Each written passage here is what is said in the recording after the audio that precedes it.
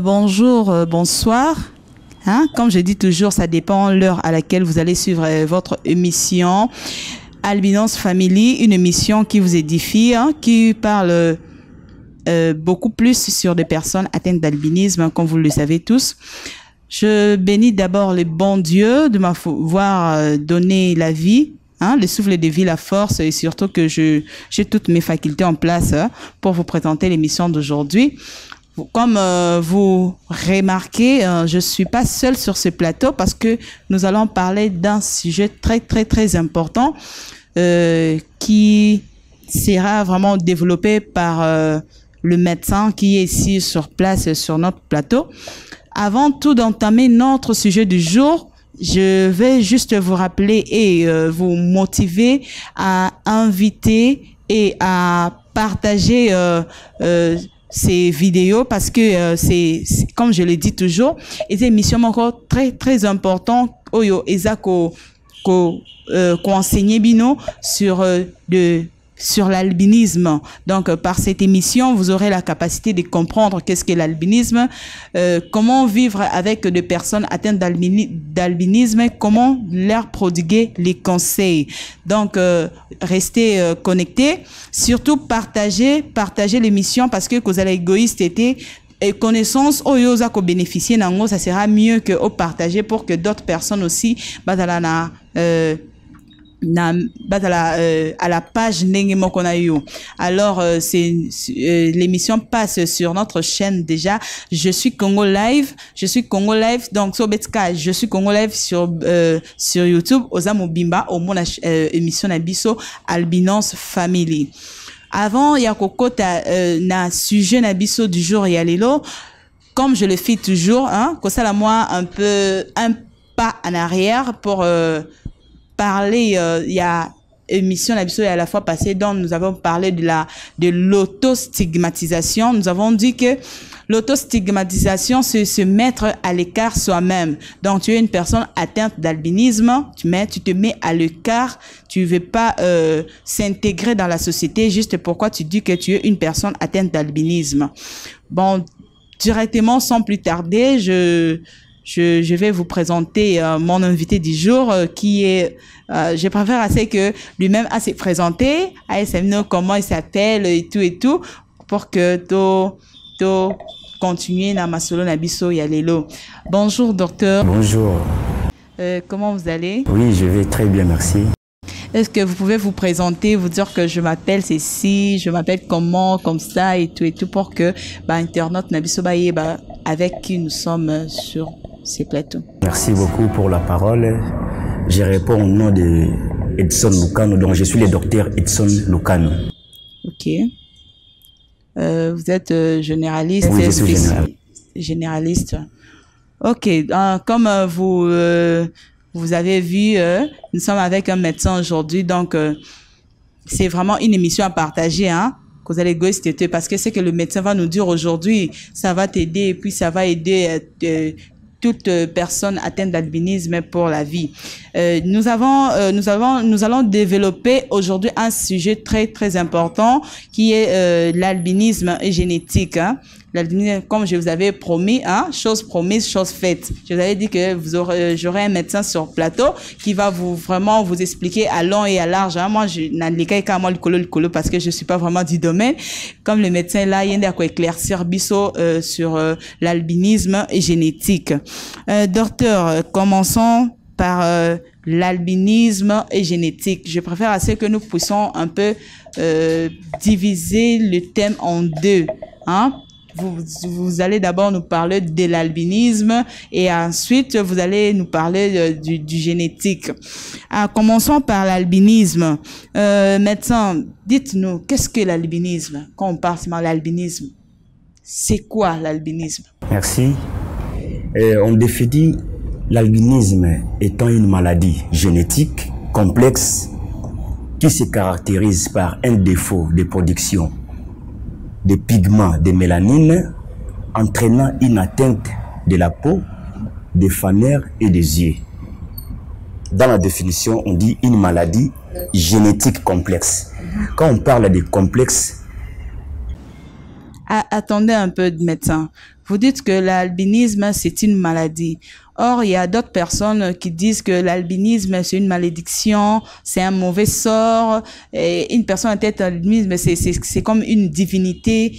Mais je suis surpris aujourd'hui que vous me dites que c'est une maladie. Comment ça, une maladie? C'est une maladie génétique. Donc, c'est une maladie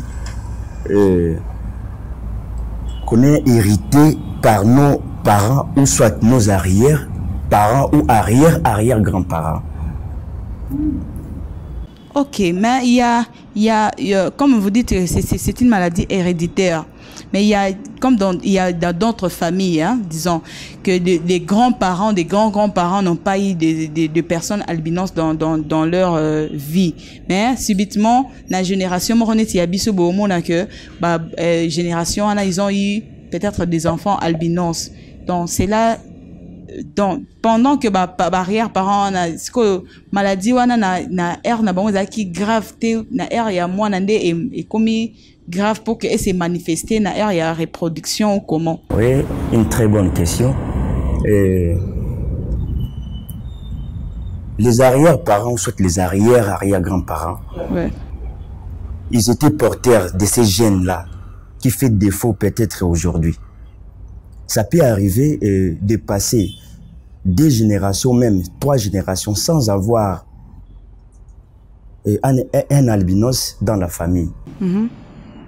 Donc ça se trouve dans nos gènes. C'est hérité quelque part. Oui, c'est ça. Vraiment. Ok. Par exemple, bon, quand vous avez dit que c'est une maladie héréditaire, bon, comment on peut directement détecter une personne qui est atteinte d'albinisme? Parce que parce que moi, en ce que moi je connais, c'est comme moi, comme ça, je suis déjà blanche. Une personne va regarder comme ça, elle va dire déjà que non, c'est une personne albinos. Mais il y a aussi d'autres personnes qu'on le voit comme ça, il s'est dit que je suis une personne atteinte d'albinisme. Mais quand tu regardes en elle, tu vois aucun signe ou bien peut-être il a un teint noir, bien chocolat ou quoi, mais il s'est dit qu'il est personne atteinte d'albinisme. Merci. Comment ça s'est passé? Dans ce cas, on va parler de la forme de l'albinisme. D'une manière générale, l'albinisme a 3 formes. 3 formes d'albinisme. 3 formes. On a la forme oculo-cutanée, la forme oculaire et la forme syndromique. Parlons de la forme oculo-cutanée, hein, c'est ça, hein? J'ai bien prononcé les mots.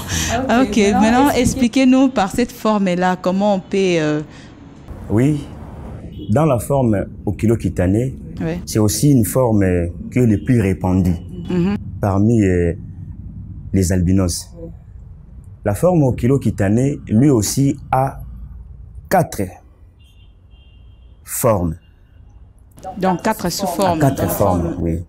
Il a la forme oculo-cutanée de type 1, oculo-cutanée de type 2 et la forme oculo-cutanée de type 3 et de type 4. Donc l'albinisme oculo-cutané de type 1, de type 2, de type 3 et de type 4. Je commence d'abord par parler sur l'albinisme oculo-cutané de type 1. L'albinisme oculo-cutané de type 1, c'est aussi appelé l'albinisme lié à la tyrosinase. Docteur, quand vous parlez de tyrosinase, qu'est-ce que tyrosinase, c'est quoi? Tyrosinase, c'est un enzyme. C'est un enzyme de pigmentation. Donc, qui nous donne la coloration de la peau, des cheveux, des yeux et des poils. Est-ce que, bon, avant que nous puissions progresser, hein, une petite question, est-ce que la pigmentation de la peau, comme vous dites que c'est ce qui colore la peau, non? Les enzymes, c'est ce qui colore la peau. Est-ce que ces enzymes peuvent des fois aussi colorer rien que la peau et puis ça ne colore pas les cheveux ou bien soit les yeux? Oui, ça arrive. Ok, je sais que nous allons progresser, mais en attendant, comme tu nous parlais du premier type, je vous laisse continuer votre... Oui, je disais le type 1, l'albinisme oculo-cutané. Le type 1, il a 2 sous-formes. C'est aussi appelé l'albinisme lié à la tyrosinase. Il a deux sous-types. Il a la type oculocutané type 1A et l'albinisme oculocutané type 1B. Le type 1A. Donc, juste avant que notre médecin puisse un peu souffler, je vous invite toujours à s'abonner, pour s'abonner massivement à la chaîne Abisso. Je suis Congo Live. Bon, je suis Congo Live, c'est vraiment, c'est par ici que vous aurez des news sur l'albinisme et sur les personnes atteintes d'albinisme. Bon, je remets la parole au docteur qui va continuer son exposé sur l'albinisme oculocutané type 1A. Comme je disais, l'albinisme oculocutané type 1 a des sous-types. Il y a le type 1A et le type 1B. Le type 1A, c'est un défaut génétique qui se trouve au niveau de la tyrosinase. Or, la tyrosinase, j'avais défini comme un enzyme de pigmentation. Le type 1A. Donc là, le défaut est visible. Oui, est visible. Raison pour laquelle, dans ce type d'albinisme, on aura des personnes albinos qui ont un teint jaune très pâle, des cheveux aussi très blancs. Je vois, oui. Tandis que les types d'albinisme oculocutané, type 1B, il y a une production minime de la mélanine au niveau de l'enzyme tyrosinase, et on aura ce genre d'albinos, un peau un peu jaune, aussi des cheveux jaunes et parfois aussi des cheveux un peu marron. Ah, ok. Une petite question en passant. Maintenant, quand vous me regardez, quand vous me voyez, je suis une personne d'albinisme de quel type? Je dirais que le type, l'albinisme oculocutané de type 1B. 1B. Ah, ok. Votre peau n'est pas assez très pâle. Vous avez aussi des cheveux jaunes, je dirais. Ok, merci. Là, nous allons passer aux deuxième forme de l'albinisme, je crois. L'albinisme oculaire, oculocutané. Ok. Là, vous nous parlez de la deuxième forme d'albinisme, comment ça se passe, comment on peut dire, on peut directement détecter que cette personne est de la deuxième forme d'albinisme. Le deuxième type, c'est le type D, donc l'albinisme oculocutané, le type D. Le type D, les défauts, ça se trouve au niveau des protéines, appelées les TIRP1. Ces protéines ont une mission de faire fonctionner l'enzyme tyrosinase.